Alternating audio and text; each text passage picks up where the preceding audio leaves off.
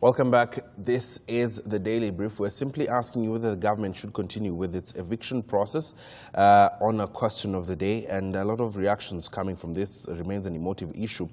John Luvasi says, of course, yes, this is not for the benefit of a few individuals, but for the communities depending on that particular ecosystem, and therefore the evictions should continue. Now, this particular question comes just a day after Kericho Senator Aaron Cheriot demanded for an apology from Jubilee's Secretary General Raphael Tuju, who reiterated the government's position that eviction process will continue. So, Frederick, do you think, in your opinion, that Raphael Tuju should come out and apologize for his stance on where the government should go with this? First of all, Raphael Tuju is the Secretary General of Jubilee Party, yes, which is the governing party. Yes. Secondly, Raphael Tuju is a cabinet secretary in President Kenyatta's government. So he has a responsibility, individual responsibility and collective responsibility to the president. So he reports to the president. So his statement should not be ignored. It means whatever he speaks, he's speaking either on behalf of the president or on his own behalf. And therefore, if it is a government policy that the eviction must go on, then there is no way that Tuju would contradict himself and say this is not the case. That is the case.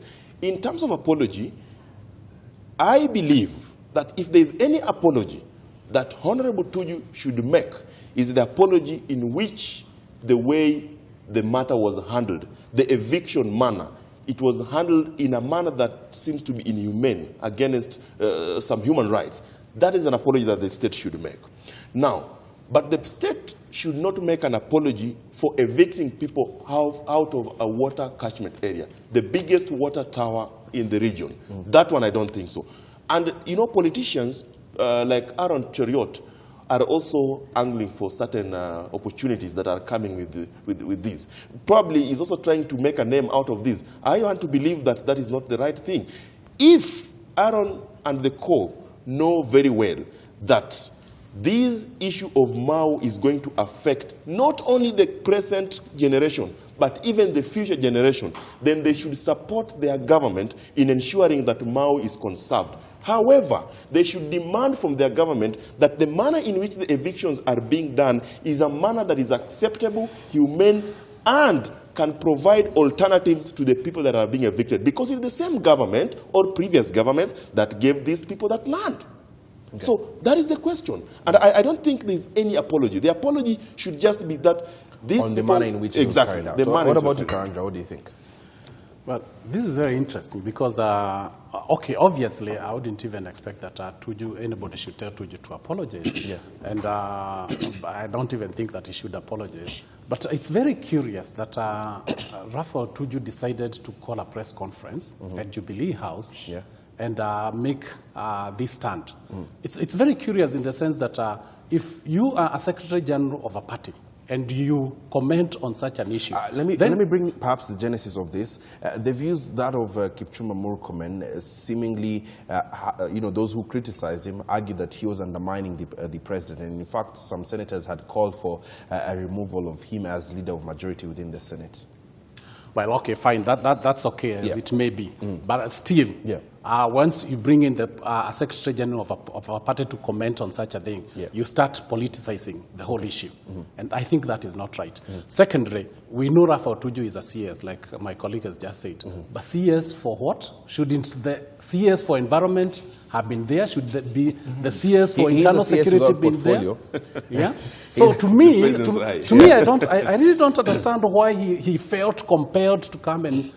In fact, I would have been happy if they made a press conference alongside, you know, the PS internal security and environment. Okay. That would make sense. But for me, I'm just curious why that is happening. Okay. What about you, Professor?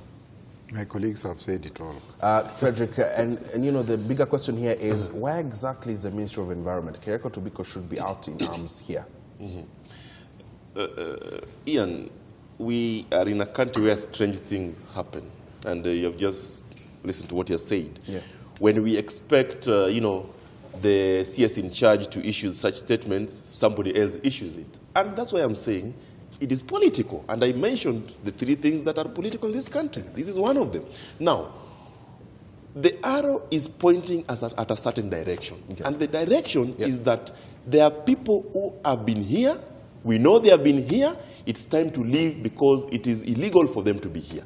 That is the message that the government is sending to a certain corner. Now, when you listen to Murkomen speak, he mentioned certain things that were perceived to be, even though it is ingenious,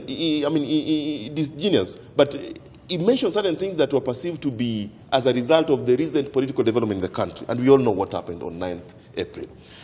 And he had a very difficult time to defend that position in one of the TV stations recently. That means that his statement was political. And political in the sense that he was fighting for his people. In fact, if you follow through that clip, he told the president that for me, if I'm arrested or I'm removed from a position, then I was fighting for my people. There is no way that a cabinet secretary would now get involved in a war that has been taken to the doorstep of the president and the doorstep of the deputy president. So that is the issue. Are you saying that it is rightful for Kyriako Tobiko to stay away from this? It is not rightful because he is absconding duty. It's not rightful.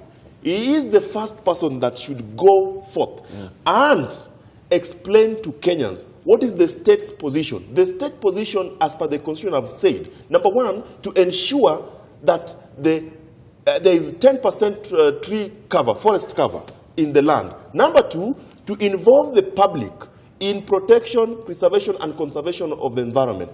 And also to ensure that there is utilization, adequate utilization of those resources, first of all, to the benefit of the people that are living around that area. So those are the things that the public are expecting from Kyriako Tobiko. He has not come out to do that. Remember, Kyriako Tobiko was at the forefront of planting trees initially. And in fact, he was on, he had all the limelight when the conversation surrounding the deforestation process was happening. So where is he right now, and what do you think his stand is, Karanja? I know you don't speak for him, but analyzing the current events, whatever is happening, definitely, we need a say from the cabinet secretary. No, like what my colleague has said, he should be at the forefront. He should be here. He should be giving direction. He should be telling us what should be happening out there. And remember, the politics of the country are also tribal. He is a Maasai. So maybe somebody will be asking him something about that, yeah? But the issue of... Is it too sensitive for him to keep away? Well, yeah, I suppose so. I mean, that could be the only reason why why he's not even commenting about it. I mean, everybody is talking about Mau Forest apart from the minister in charge of the environment, which is very strange. And I must also tell you something else. Afforestation, the keepers of forests are actually the community that surrounds those forests. If you really want to keep the community and the forest intact, the participation of the community around them and the benefits that should come out of their involvement there, their coexistence actually should be also well defined. So if you actually, even if you do evictions and you've antagonized the community that surrounds them, Mau Forest, then you still have not sorted out the problem because you cannot police the whole of the Mau Forest, as it were. You still need that community. So you still need, beyond the evictions, you still need to do that. But like I said, it is very important that we first of all sort out who is illegal and who is not illegal, who has a legitimate title and who does not have a legitimate title. But for all those two groups of people, the eviction must be humane. And I'm just wondering something. Yeah. If we translocated Mau Forest to somewhere in Eldoret nearer Murkomen's area, would he have the same vigor of stopping, the eviction? I'm trying to read in between the lines, Karanja. Frederick, before I proceed. And I'd like us to also take a look at what happened with the Ruaraka land and what the cabinet secretary had to say yesterday. We're queuing that story shortly, but let's finish on the Mau Forest. Ian, you see, the conservation around Mau also revolves around what the locals have been fed by the politicians before. 15 years ago, there was a parliamentary aspirant who told the locals that actually rubbished the science behind the hydrological cycle that rain comes from heaven, not forest. When the locals were fed this, I don't even want to call that, whatever it was, the locals believed that forest has got nothing to do with water. And therefore, why are they being told to evacuate the forest while forests do not bring water? Water comes from heaven. Look at such statements from politicians. Those are the things that have made it difficult to conserve Mau. And this is what we are saying. We must progress, and our progression must start from public participation.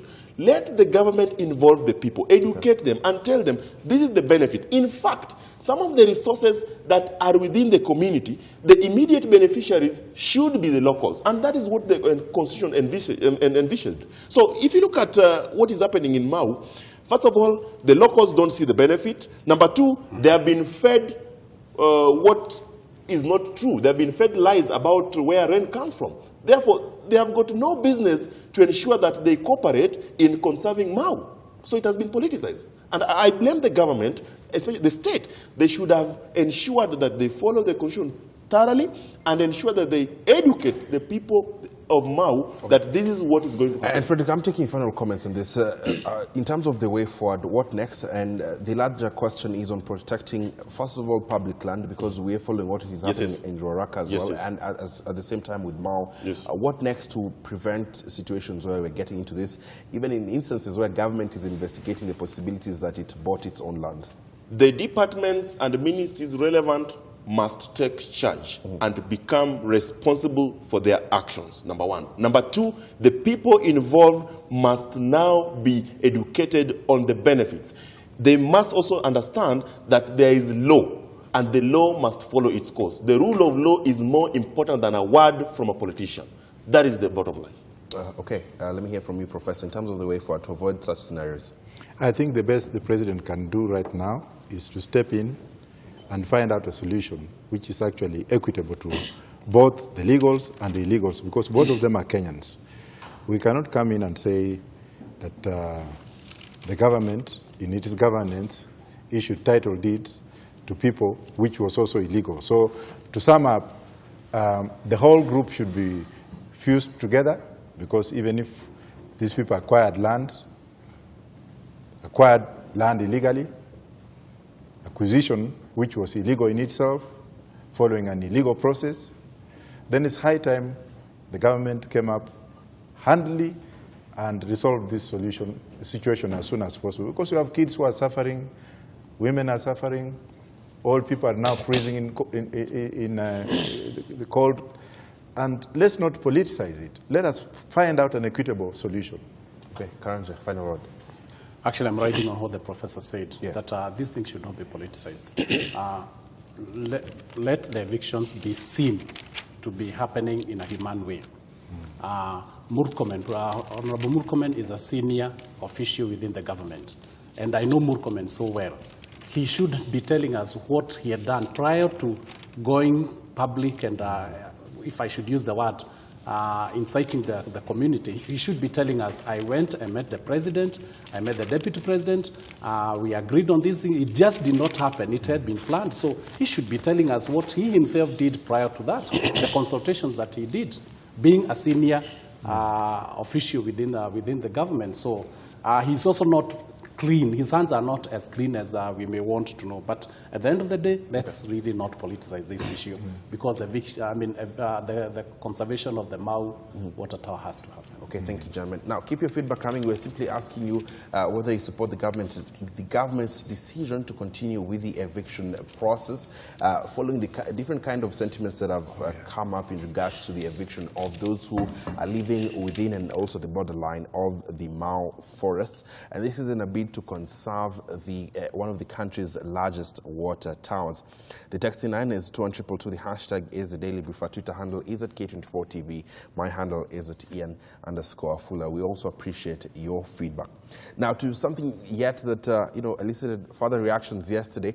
Embattled former Kenya Power Chief Executive Officer Ben Chumo says he is a clean man who has the ability to take care of his obligations without pilfering public funds.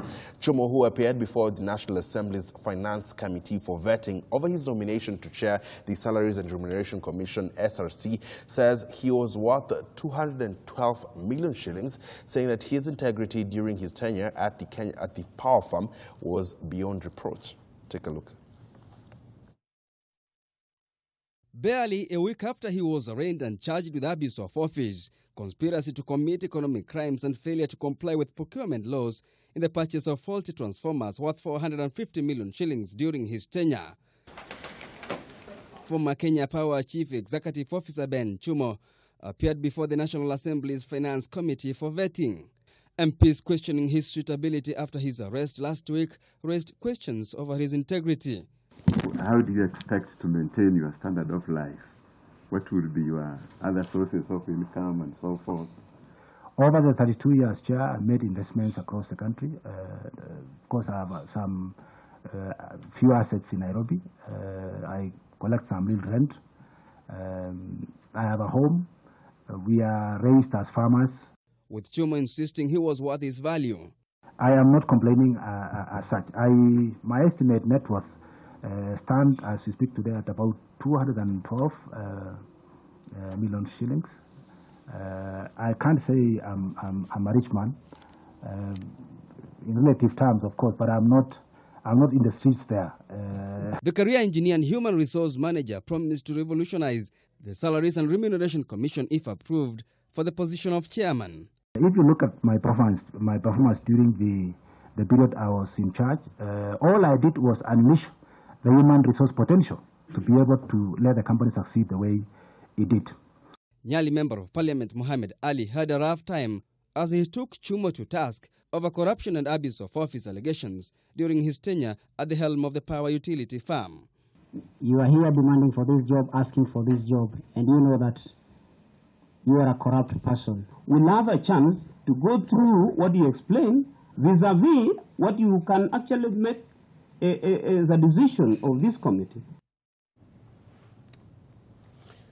And definitely leads us into our discussion. And some have asked here, Frederick, whether the president must have been misguided when he made this particular appointment.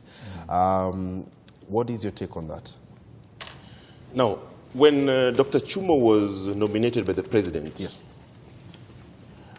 I want to believe that there must be intelligence that had it that is being investigated over certain malpractices when he was in office. I want to believe so. Now, the question you're asking is, was the president misguided? My answer is yes.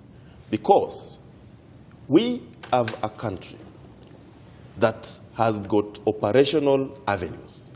And here is a gentleman who is being hunted for certain allegations while he was in office as the MD of a state parastatal.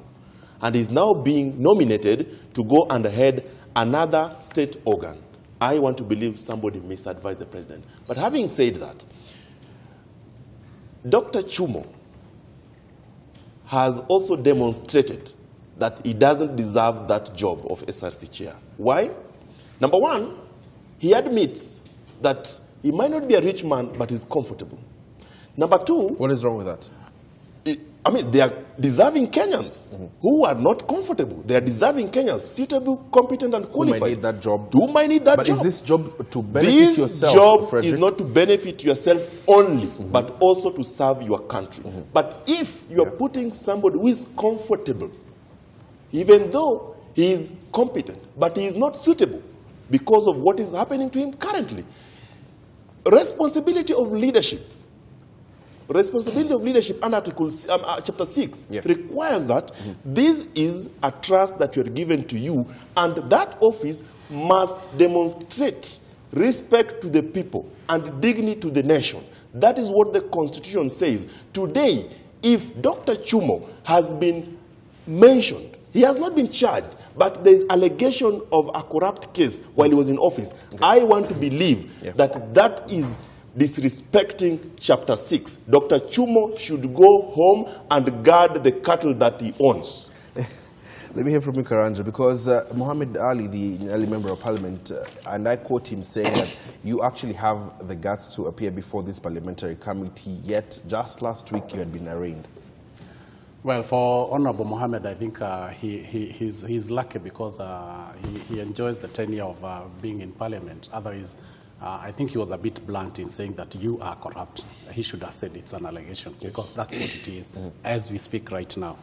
I was getting amused when Chumo said that he has only 212 million, and then he claims he's not rich. That's when I actually realized I'm a pauper. Being rich is relative, Karanja.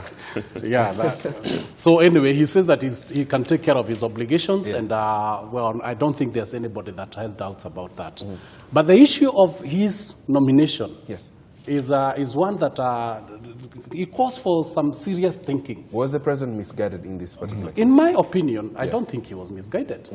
I wouldn't think that he was misguided. In fact, to me, I have a feeling that all this that is playing out, he was well aware of it for whatever political reasons. Because like my colleague has said, NIS had this information. They knew that Chumo was actually being investigated. And they must have informed the president. So it's not a question of misguided. He was well aware of that.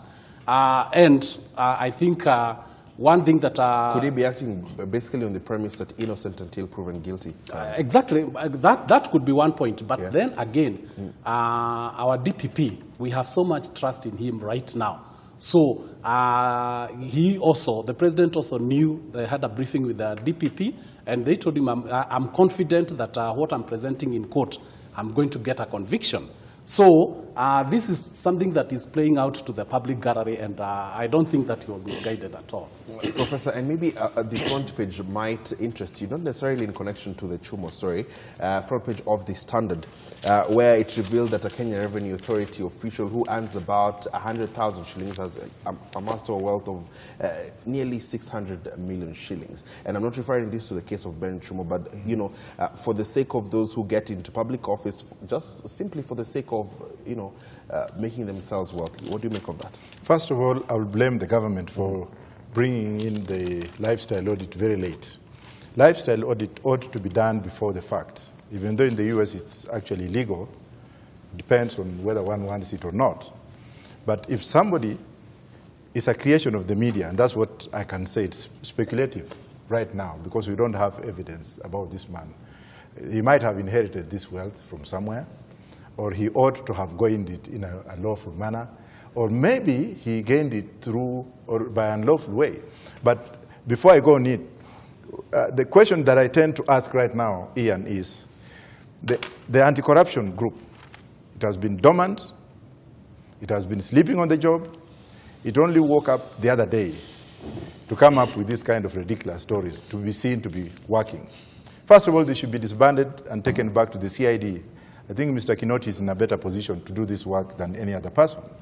But for bringing this kind of thing and saying, here is the man, this is what he does, without taking him to court, I think this story should be coming through the court when the man has been charged so that he can actually be arraigned and fairness under Article 47 comes in.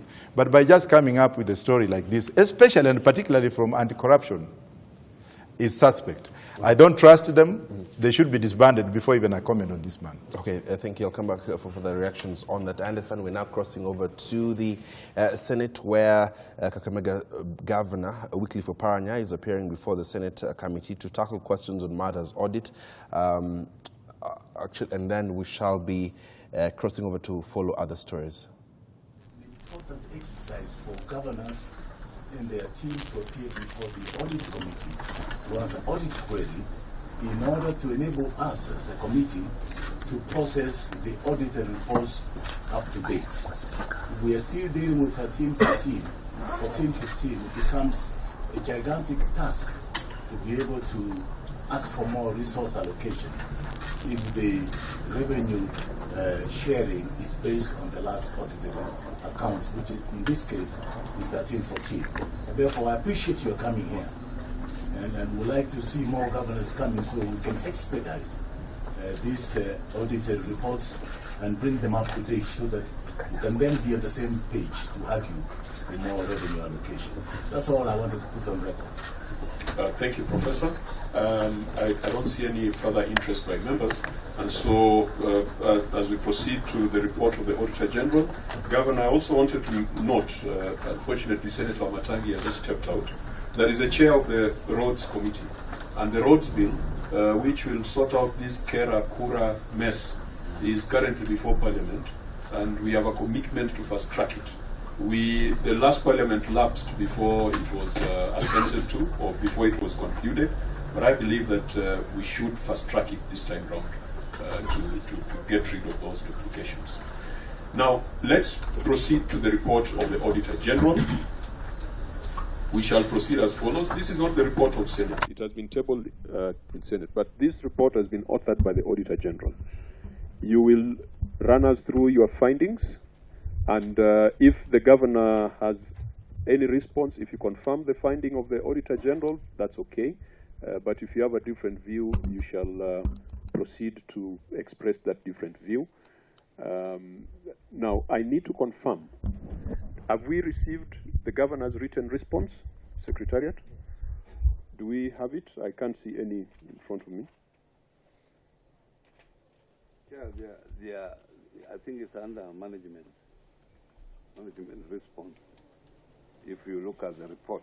Which one? Is that the same report?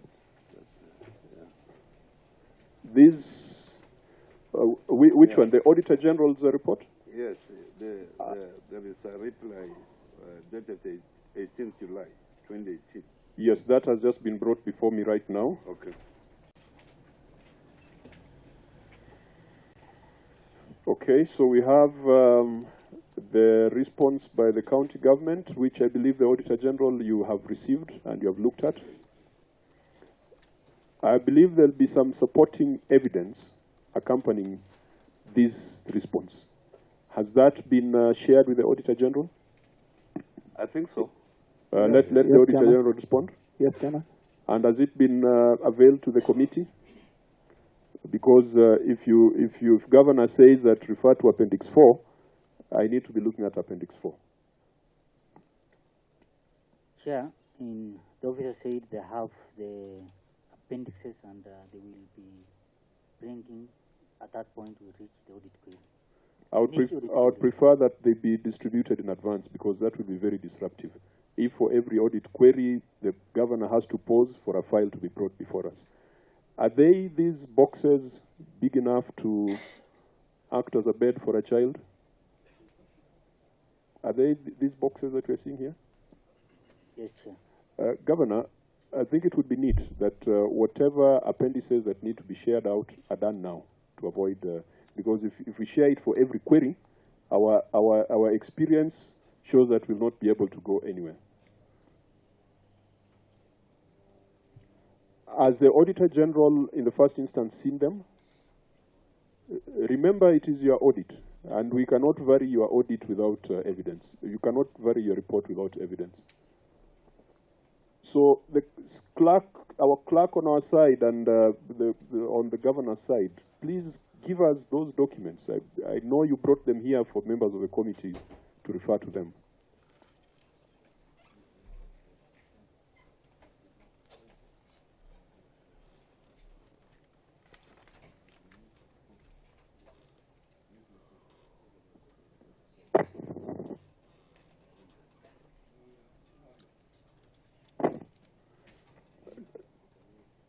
Now, as that goes on, I need to point out, Governor, that in our invitation for this meeting, we indicated that the response should reach Parliament at least 7 days to the hearing date, so that we can have a meaningful discussion.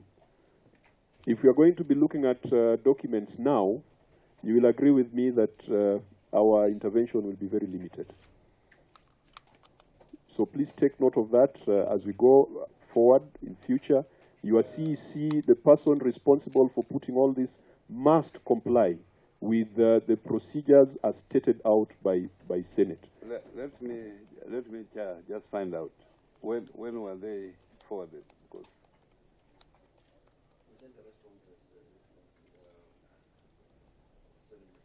yeah, okay. Just say the exact date. The exact date. there must be someone who received them also here. The receipt stamp, Governor, on the receipt stamp, which one is the receipt stamp? It's 20th July, so dated 18th July, received 20th of July, which was Friday last week. And remember that this hearing ought to have been in May. And in May, we requested for a deferment because we were going for the legislative conference. And I would have expected that for a meeting that should have been in May, we ought to have been prepared well in advance. So if we receive this on 20th of July, I hope none of my members is going to raise a point of order to say that it came outside the timelines. When did the Auditor General receive the documents? Chairman, thank you. We received the document on yesterday, 23rd August 2018.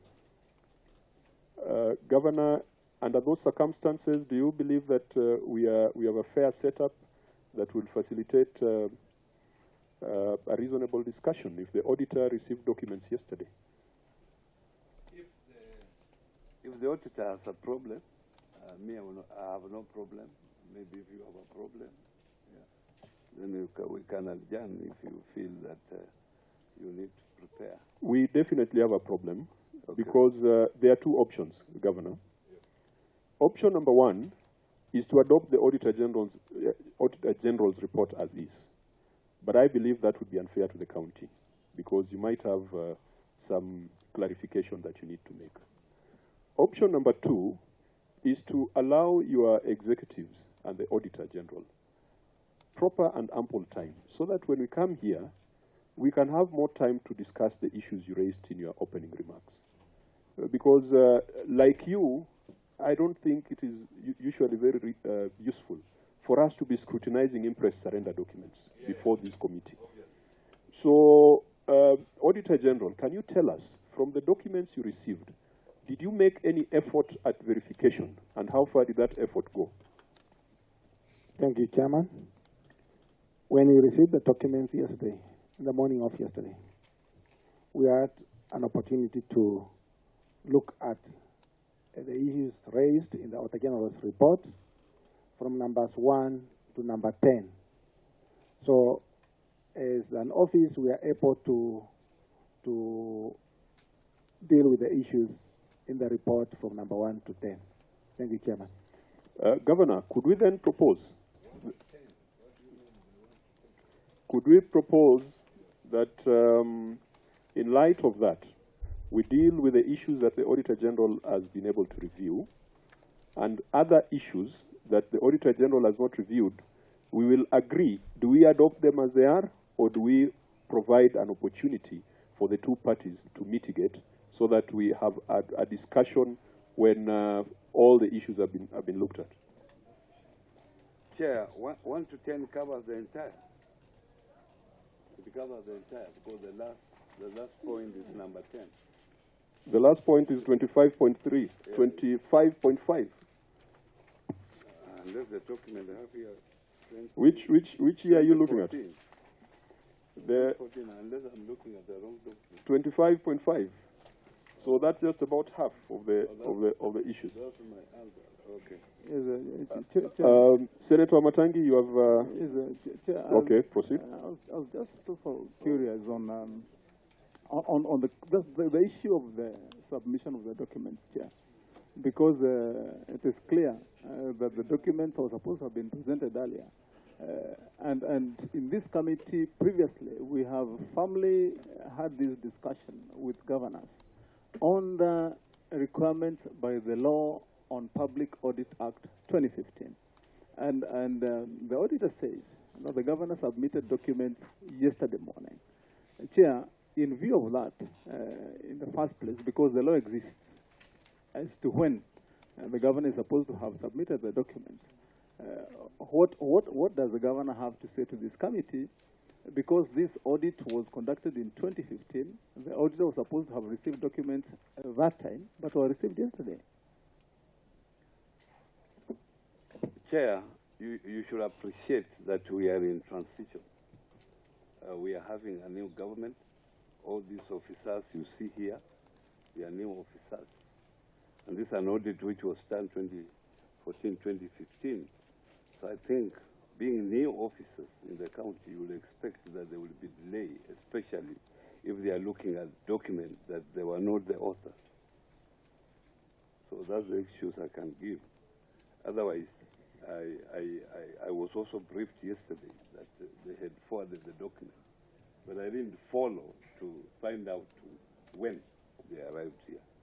I'm glad, Governor, you have used the word excuse. You have said that's the excuse you can give.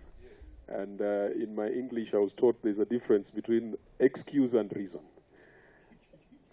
There is no running away from the fact that Kakamega County has not complied with the requirements of the Senate as far as this session is concerned. You are supposed to submit the documents to the Auditor General 14 days to, and to the committee 7 days to. That one we cannot beat about the bush. That was our requirement stated in the letter of invitation which, Governor, you honored. And so, I know it is not the governor who prepares these documents. And the value of having a governor in this city is for the governor to appreciate that the failings of his chief officers and CECs have an impact on the image of the county and the governor himself. And I expect, Governor, do not issue an excuse on behalf of your officers. Go back and crack the whip and read the Riot Act, because there is no reason for you to come here to be berated and to be tongue-lashed over things that your executive should have done. So please do not excuse them, but take action, because we cannot be in a situation where we are seeing documents for the first time and be expected to make progress.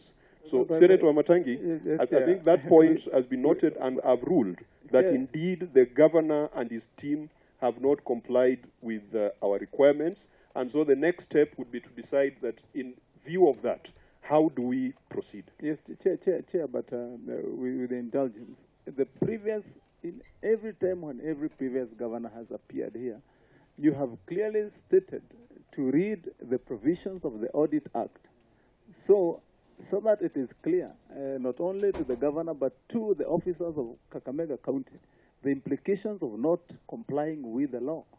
And because that is the tradition that this committee has set, Chair, why can't the provisions of Public Audit Act 2015 be read out as we have done to every governor who has come here before, so that it is understood? Any other member with a contribution on that? If now there was something that was going on as you were making these comments, and that was just a confirmation that we can deal with issues 1 to 10.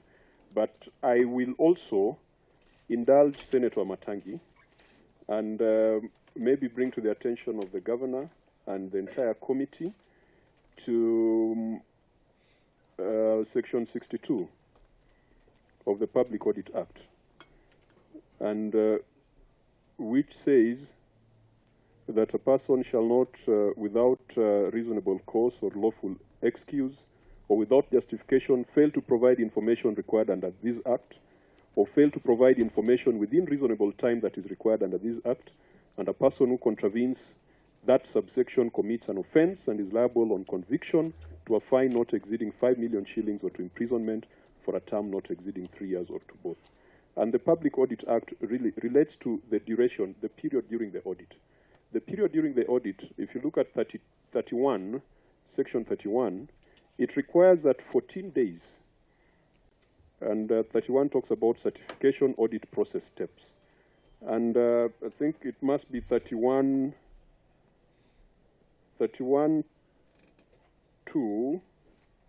was it 31.2? That 31.4. 31.4 says, the accounting officer shall, within 14 days from the date of receipt of the draft management letter, submit a response to the Auditor General, including remedial actions that have been undertaken to address any qualifications in the draft management letter. And the key word there is within 14 days from date of receipt of draft management letter. And 31.5 says if within 14 days the Auditor General will not have received a response, the Auditor General shall proceed with the finalization of the final management letter. And so we consider that what the Auditor General has submitted to us has been submitted with the response, with the management comments from the county government of Kakamega. I needed to read out 62 and 31 of the Public Audit Act to know or to make it clear that it is an offense not to provide information within a reasonable time frame. But even if you do not provide that information, awaiting conviction, the Auditor General shall proceed with his report. I therefore want to rule as follows, that now that we have the situation we are in, let us deal with the 10 issues that the Auditor General has been able to review. And then we'll take a position on the 11th issue. In which case, then maybe we shall proceed as follows. The Auditor General shall read out the finding, and then the governor or a member of his team shall lead us through the response. We'll confirm if the evidence is there, whether to resolve or to leave the matter open. We'll try to move as swiftly as possibly, but members of the committee, you are free to ask for clarifications where required. Yeah, Chair, I think one of my officers, Chief Officer Finance, has something to say. Yeah, Mr. Chairman, I have a point to say before we continue, that I would like to confirm that actually we responded to the management letter within 14 days.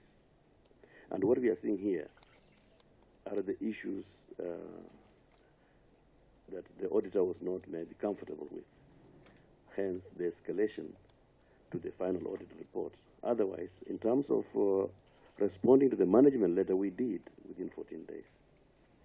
Could we, at the point of, at the risk of being frivolous, maybe before Senator Olekina comes in, Governor, are you then satisfied that the report of the Auditor General has taken into account the management response?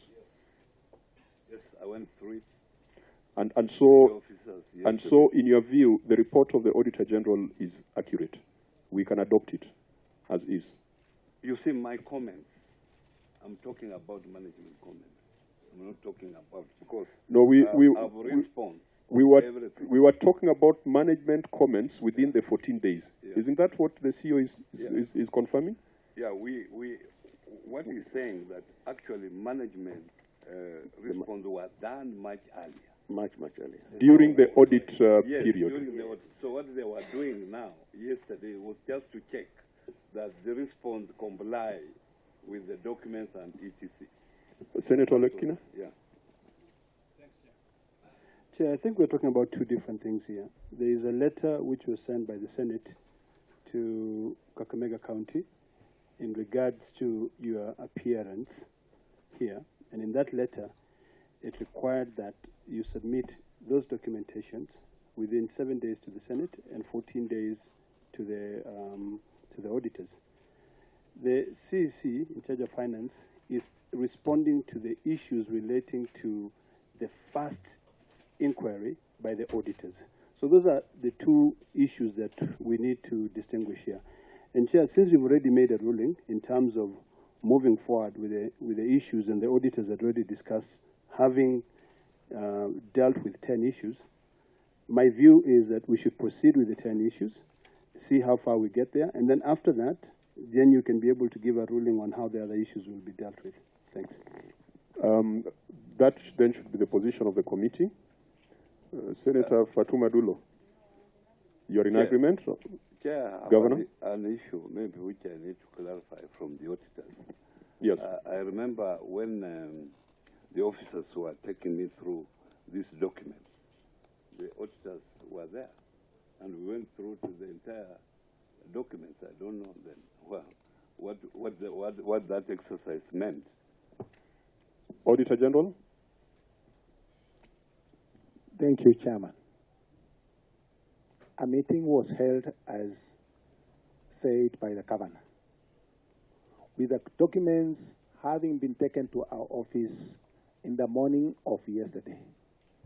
The meeting was held in the county hall as from 11 to around 13 o'clock.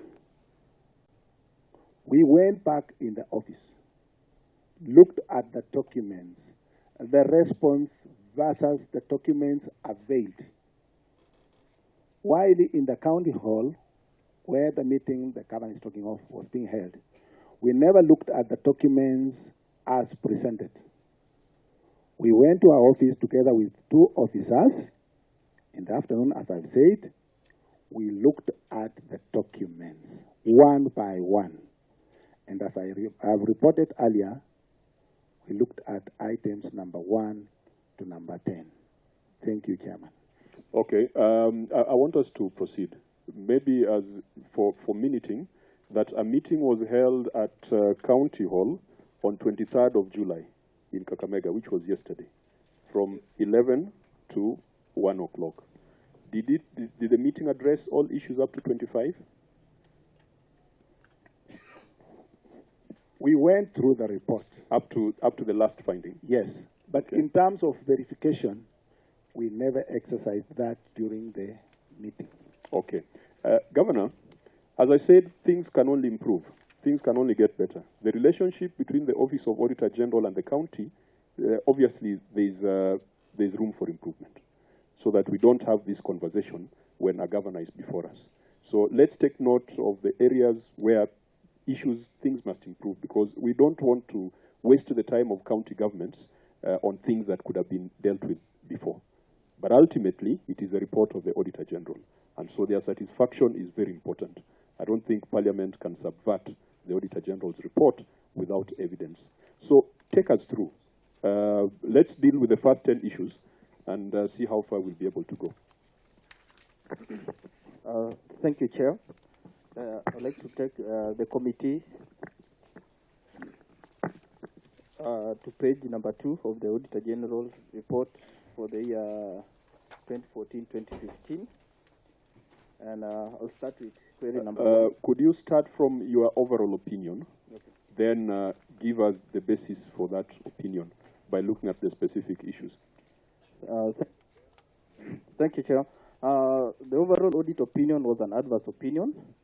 And the basis of the adverse opinion was because of 25 issues, from number 1 to 25, which has been highlighted in the audit report. And so start from the first issue? Yeah, from the first issue, which is the accuracy and completeness of the financial statements. During the year under review, the county government used integrated financial management implementation system, IFMIS, in the process of financial data and generation of accounting reports and records and reports. However, the system performance was partially hampered. Point of order, Chair. Yes, Governor. Are we looking at 2013, 2014, or 2014, 2015?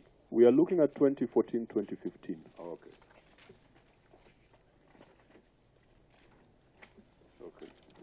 Are you seized of the right document? Yes. Okay. Yeah, let's proceed. Allow me to repeat again. Question number 1, accuracy and completeness of the financial statements. During the year under review, the county government used integrated financial management implementation system, IFMIS, in the processing of financial data and generation of the accounting records and reports. However, the system performance was partially hampered as all the records required modules were not fully integrated into the system. In particular, the exchequer input were not posted due to non-existence of the county revenue fund account in the ledger, while own revenue was not posted as the commercial bank account platform had not been created, resulting to non-capture of total revenue of Kenya shillings 8,532,742,034. Further, expenditure totaling to Kenya shillings 1,875,400,221 out of the total expenditure of Kenya shillings 7,955,680,995 was not captured through the system. In view of the foregoing, the accuracy and completeness of the financial statement generated through IFMIS system could not be confirmed as of 30th June 2015. Thank you. Governor's response. Chief Officer, please, to respond. These are a bit technical. Yeah, that's okay with the leave of the Governor. Thank you very much, Chairman, Your Excellency. At the time of the audit, it is true, not all the modules in IFMIS were fully activated. IFMIS is a system that is still under development. Governor, I would wish that you respond by reading the response. You are safer that way. Okay. You are safer by reading the response, or your chief officer. Yeah. I can see he's explaining before he has read it out. First read it out as is, before you launch into explanations. Yeah, thank you very much, Mr. Chairman. At the time of the audit, not all the modules had been fully activated in IFMIS. In order to remedy the shortcoming in the IFMIS, the county government has in place a manual system that captures all financial transactions, which give complete and accurate financial information.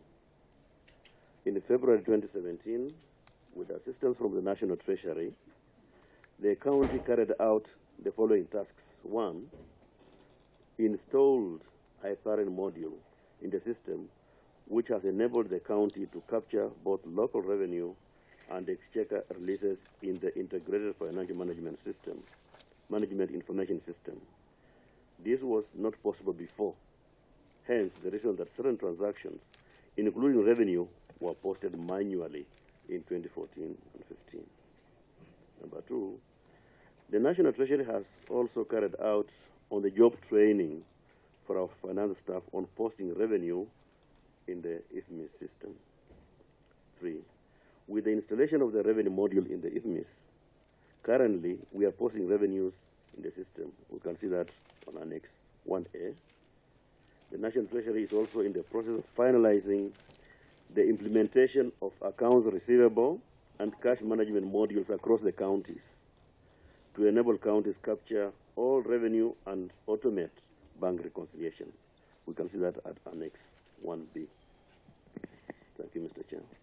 Okay, so for me, maybe just to break it down, you have a situation where some modules were not integrated, some accounts had not been created in the ledger. So you have issues of modules not set up, maybe chart of accounts not properly updated, and integration with the banks not done. And IFMIS, all this is done at the Treasury. And I can see the Auditor General has already provided the cause for non-compliance, that it was not set up in IFMIS. And that was the role of Treasury. And is there evidence that it has now been done? Because it's a responsibility that, unless, Governor, you want to update us that it is your job to create the modules and to update the chart of accounts and to do the integration. No, that's the work of the Treasury. Auditor, did you confirm through the appendices that the accounts have been created, the integration has been done, and the modules have been activated? Chairman, thank you. We've not confirmed. Is it that the appendices were inadequate, or this clear explanation, what is lacking for you to arrive at that conclusion? Chair, thank you, Chair. The purpose of this statement actually is a completeness. We want that when the county produce the financial statements, they produce as per they produce the financial statements in a system way which cannot be taken to manually intervention, which is happening. And the National Treasury has not assisted the county government in producing the financial statement.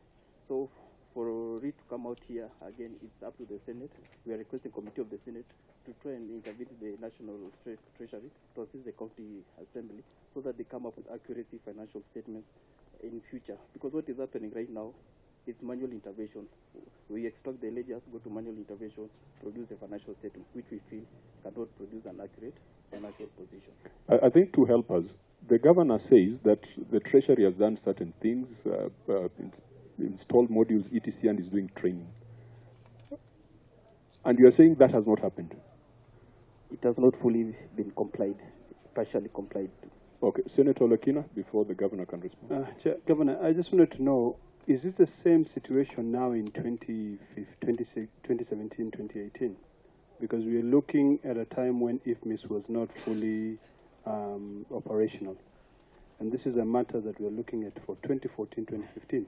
So if indeed your answer would be that it has not been done, then I think the argument by the auditor chair would have a basis for us to be able to know how this financial Kakamega Governor there, Wycliffe Oparanya, taking questions from senators in regards to a number of queries on financial matters in that particular county. We are taking a short commercial break.